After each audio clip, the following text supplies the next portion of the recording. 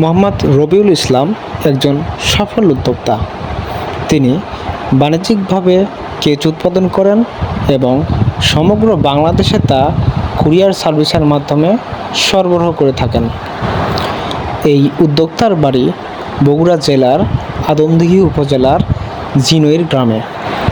আপনাদের যদি কারো কেঁচো কিংবা ভার্মি কম্পোস্টের প্রয়োজন হয় তাহলে আপনারা নির্দ্বিধায় যোগাযোগ করতে পারেন রবিউল ইসলামের সাথে।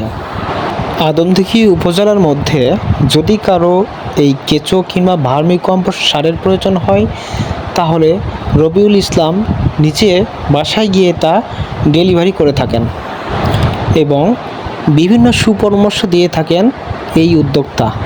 বিশেষ করে যে সকল উদ্যোক্তা এই ভার্মি কম্পোস্টে একেবারে নতুন, তারা রবিউল ইসলামের সাথে যোগাযোগ করে এই কম্পোস্ট কিভাবে উৎপাদন করতে হয় এবং কিভাবে এটি বাজারজাতকরণ করতে হয় তা জেনে নিতে পারেন।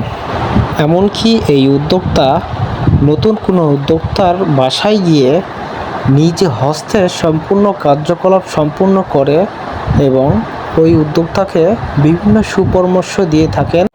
আপনারা যারা এই ভার্মি কম্পোস্ট বা কেঁচো সার উৎপাদন প্ল্যান্ট করতে আগ্রহী আছেন কিংবা করবেন, তারা খুব শীঘ্রই রবিউল ইসলামের সাথে যোগাযোগ করতে পারেন এবং তার কাছ থেকে বিভিন্ন সুপরামর্শ গ্রহণ করতে পারেন। যেই দিন যাচ্ছে এই সারের ব্যবহার তত বৃদ্ধি পাচ্ছে।